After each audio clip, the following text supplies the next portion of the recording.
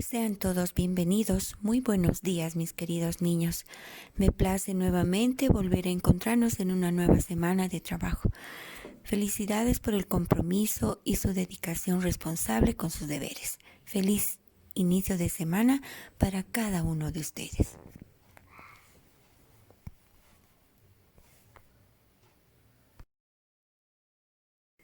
Bien, para hoy tenemos la oración. La semana anterior hicimos la primera parte, viendo sus elementos y sus núcleos. Hoy vamos a dar continuidad a aquello. Primeramente vamos a recordar un poco el concepto, la oración. La oración es un conjunto de palabras relacionadas entre sí que expresan una información completa.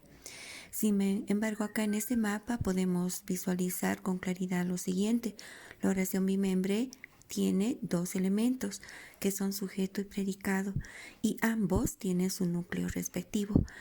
En relación a lo que es el sujeto, tiene como núcleo a un sustantivo, que en este caso sería animal, persona, lugar o cosa. Y el predicado tiene como núcleo o palabra principal al verbo.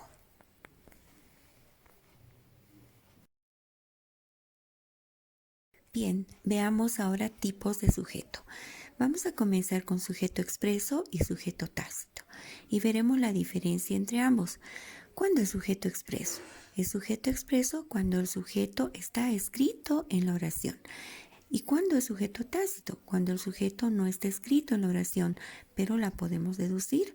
Acá vemos el ejemplo. Se peina moño y nos hacemos la pregunta, ¿quién se peina moño? La respuesta será ella. Hemos podido deducir, en este caso, ella es el sujeto tácito.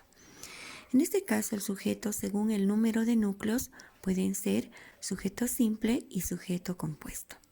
¿Cuándo es sujeto simple? Es sujeto simple cuando tiene un solo núcleo, es decir, un solo sustantivo.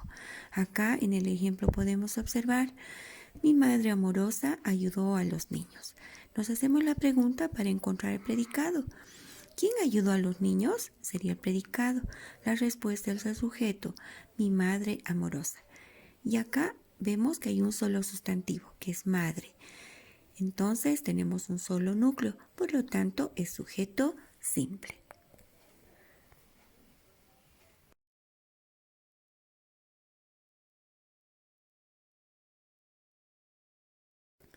¿Cuándo es sujeto compuesto?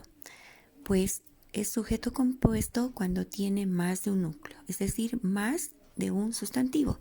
Acá en el ejemplo también podemos observar con claridad, mi hermana y su amiga comparten la computadora. Hacemos la pregunta para encontrar el predicado. ¿Quiénes comparten la computadora? Sería el predicado. La respuesta será mi hermana y su amiga, que es el sujeto. En el sujeto vamos a encontrar dos núcleos, en este caso hermana y amiga. Por esa razón es sujeto compuesto. Ahora quiero un poco enfatizar a lo que es la sintaxis. ¿Qué es la sintaxis? Es la parte de la gramática que estudia la forma en que se juntan las palabras para formar oraciones correctas y coherentes. Estas nos permiten expresar los pensamientos e ideas claramente.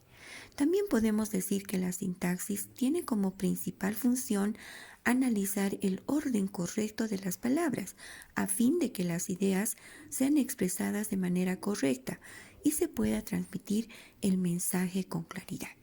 Esto debemos tomarlo en cuenta muy bien en el momento en que tenemos que construir oraciones. ¿Qué quiere decir? Que mis oraciones tienen que estar muy bien redactadas y a esa orden, a esa coherencia se llama sintaxis, cuando nosotros construimos nuestras oraciones que nos tienen que transmitir mensajes muy claros. Ahora veremos los tipos de predicado.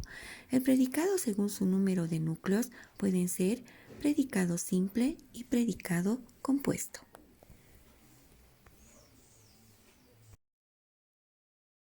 Por último, tenemos las clases de predicado. En este caso tenemos predicado simple y compuesto. ¿Cuándo es predicado simple? Cuando tiene un solo verbo, es decir, un solo núcleo. En la oración podemos observar con claridad, ese perro ladró toda la noche. ¿Quién ladró toda la noche? Ese perro.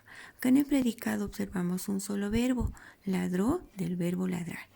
En cambio, el predicado compuesto es aquel que tiene más de un núcleo, es decir, más de dos núcleos. En la oración tenemos: mis niños corren y saltan en el recreo.